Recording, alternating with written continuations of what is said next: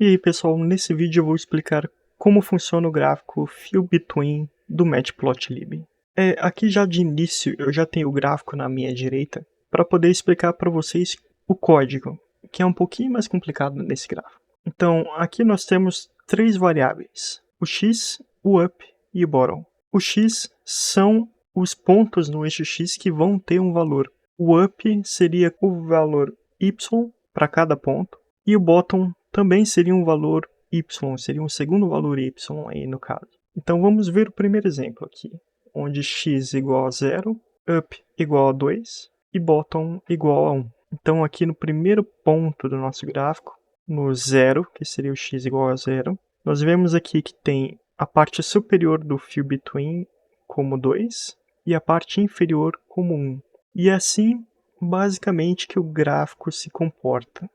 Tem esses valores superior e inferior no eixo y que precisam ser descritos ali para ele poder fazer o gráfico. Em seguida, aqui nós temos a captura do objeto da figura e do eixo, a nossa função FillBetween, que foi essa que eu acabei de explicar, onde a gente usa o x, o up e o bottom. Eu coloquei um alpha aqui de transparência de 50% e o line width dele está como 0. E também vocês podem ver aqui que tem uma linha no meio do nosso gráfico. E essa linha não é do FillBetween, mas sim do gráfico plot. Então é um segundo gráfico que está em cima desse FillBetween. E eu estou plotando aqui os valores medianos do up e do bottom, a fim de exemplificação aqui. As últimas linhas aqui do nosso código é para adicionar o grid no nosso gráfico, nos dois eixos, por isso que está both ali em axis, nessa função grid. E o último é só para ajustar a escala do gráfico, mas se vocês quiserem ver a linha completa que o gráfico estava na frente, é essa daí. Mas não interfere na explicação de como esse gráfico funciona. No exemplo 2, eu quero trazer aqui alguns parâmetros que você pode mudar nessa função FillBetween. Então aqui, só para explicar o que está acontecendo, eu tenho um NumPy Array nos dados do meu gráfico no eixo X, temos o up e temos o bottom também, como no exemplo anterior. Só que na linha 8 e 9, na variável y e y2, eu estou aplicando uma função para que ele consiga aumentar um pouco a discrepância do centro do FillBetween à medida que a gente aumenta os valores no eixo X.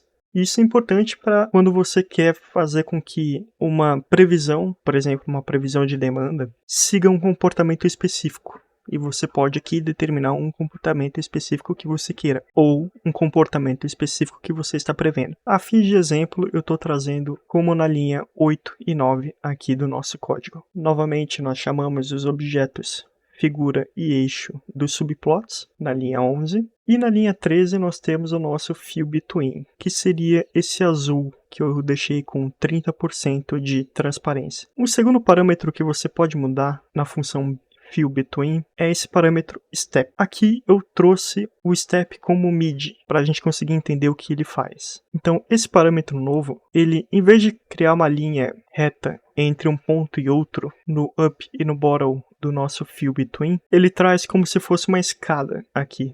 Então vejam bem, eu vou até dar um zoom no gráfico.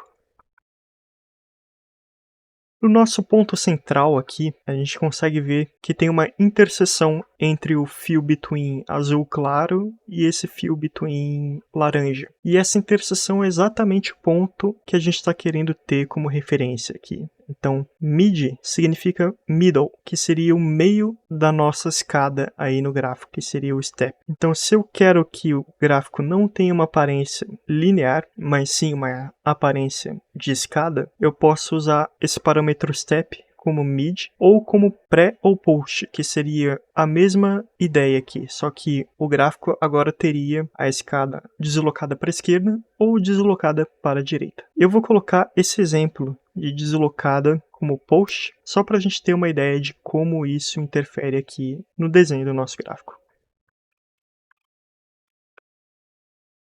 Adicionei o nosso step post e vamos dar uma olhada aqui. Eu acho que um exemplo bom para a gente conseguir visualizar isso daqui é essa parte do gráfico. Então, vamos tentar visualizar o que antes era o nosso mid. O mid seria esse laranja aqui, tem um quadrado bem feito na nossa tela. E o post é esse quadrado que a gente está circulando aqui, só que deslocado para a direita. Então agora ele está posterior ao que antes a gente estava colocando como mid. E tem a mesma lógica para o pré.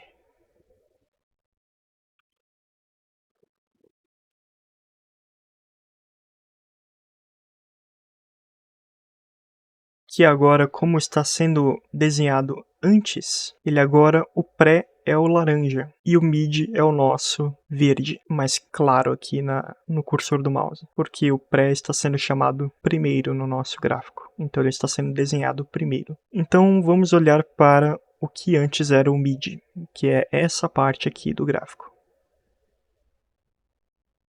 E quando a gente coloca o pré, ele se desloca para a esquerda. Isso pode ter diferentes usos no dia a dia. Um que eu vejo é a estimativa de visualizações no YouTube Studio, mas vocês podem ver isso em outros exemplos no dia a dia, principalmente na parte de análise de dados.